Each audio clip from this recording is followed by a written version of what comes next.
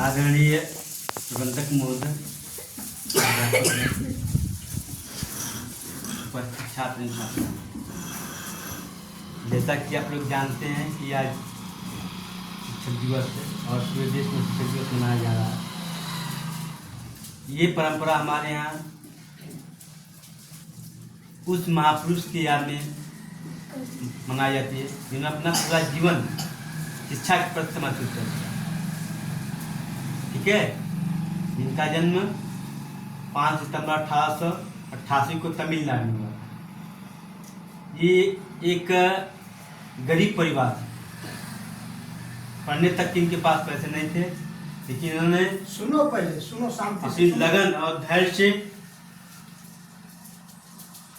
पहले शिक्षा अर्जित किया, उसके बाद जाकर के ये भारत के राष्ट्रपति पद पर भी आसीन हुए। ठीक है, 1962 में ये भारत के दूसरे राष्ट्रपति बनाए गए। पंडित डॉक्टर राजेंद्र प्रसाद के बाद स्वतंत्र भारत के जो पहले राष्ट्रपति थे वो डॉक्टर राजेंद्र प्रसाद थे, और जो द्वितीय राष्ट्रपति बनाए गए वो डॉक्टर सर्वपल्ली राधाकृष्णन थे। ठीक है, इन्हीं बच्चों 1954 में भारत रत्न से भी पुरस्कृत किया गया। भारत रत्न सबको नहीं दिया जाता है। ठीक है, भारत का जो सबसे प्रतिष्ठित पुरस्कार होता है, जो कि किसी जन सेवा के लिए या उत्कृष्ट कार्य के लिए दिया जाता है। ठीक है, तो इनके अतुल्य या बहुमूल्य कार्यों के लिए दिया गया। और ये 1949 से लेकर 1952 तक ये संयुक्त राष्ट्र सोवियत संघ में भारत के राजदूत भी थे।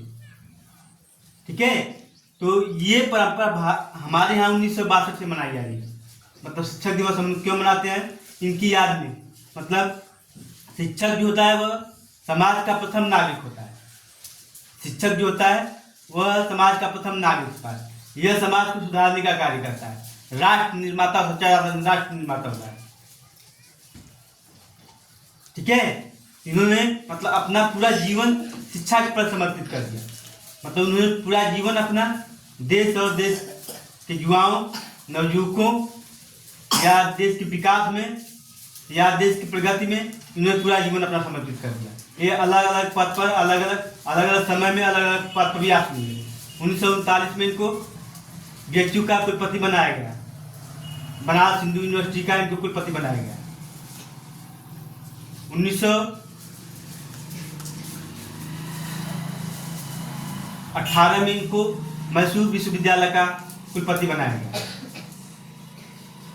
ठीक है, और 1939 में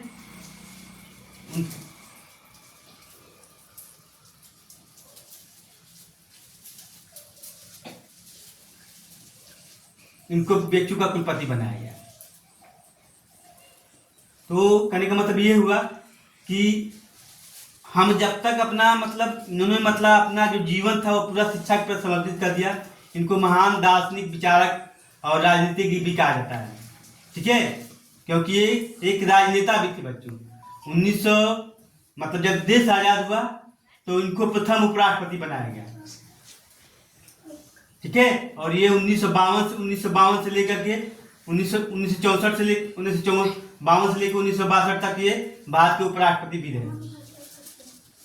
ठीक है, इन्होंने कहने का मतलब ये हुआ कि शिक्षा के क्षेत्र में महत्वपूर्ण योगदान दिए, या चाहे समाज रहा हो या राष्ट्र रहा हो, चाहे नवयुवकों का काम रहा हो।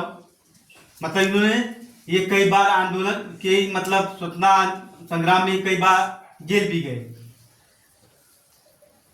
ठीक है, ये अध्यापक से प्राध्यापक के पद पर भी आसीन हुए। प्रोफेसर भी रहे यूनिवर्सिटी में। आज ऑक्सफोर्ड यूनिवर्सिटी में पढ़ाई जाती, इनकी किताबें पढ़ाई जाती थी। इन्होंने कुछ किताबें लिखी, जिनकी किताबें आज भी पढ़ाई जाती है ऑक्सफोर्ड यूनिवर्सिटी अमेरिका में।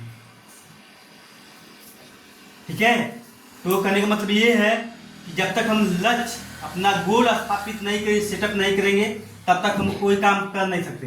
हम भारत को आदर्श तभी बना सकते हैं जब हम खुद आदर्श नागरिक बनेंगे। एक आदर्श राष्ट्र की स्थापना हम तब कर सकते हैं जब हम खुद आदर्श बनेंगे। ठीक है, तो इन्होंने मतलब इन्होंने अपने गरीब परिवार से मतलब इन्होंने ये खड़ा हुए थे और इन्होंने एमए भी किया। बाद में इन्होंने मतलब दर्शन शास्त्र में पीएचडी भी किया, ठीक है। और बाद में ये दर्शन शास्त्र में पीएचडी भी किया और दर्शन शास्त्र के प्रोफेसर नियुक्त हुए। कहाँ पर? ऑक्सफोर्ड यूनिवर्सिटी में। 1975 में बच्चों इनका देहांत हो गया, जब इनको दिल का दौरा पड़ा और उनका मतलब 1975 में देहांत हो गया, ठीक है। तो ये अपने पीछे मतलब बच्चों ने पूछा 1962 में, बच्चों ने कहा कि हम आपका जन्मदिन मनाना चाहते हैं। तो उन्होंने इनसे बच्चों से ये कहा, आग्रह किया कि आप मेरा जन्मदिन ना मना के बल्कि शिक्षकों का एक मान सम्मान करते हुए उनका जन्मदिन मतलब मेरे जन्मदिन के रूप में जो मेरा जो जन्मदिन है वह शिक्षक के रूप में मनाएगा। क्योंकि एक सच्चा जो शिक्षक होता है वही राष्ट्र का असली राष्ट्र निर्माता होता है।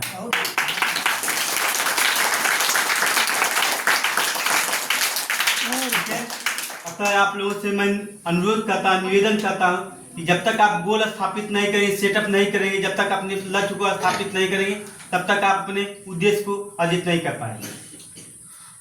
जब तक हम मतलब अपनी लगन और मेहनत को मतलब उसको हम उस रूप कब दे सकते हैं? जब हम उस पर अमल करें। मतलब हमने गोल स्थापित कर दिया कि नहीं हमको ये चीज़ बनना है, ठीक है। तो जब तक हम उस पर अमल नहीं करेंगे, उसको अपने जीवन में उतारेंगे नहीं, तब तक हम उसको मतलब सार्थक नहीं बना सकते हैं, ठीक है। इसी के साथ मैं अपनी वाणी को विराम देता हूँ। जय हिंद, जय शिक्षक समाज, जय भारत।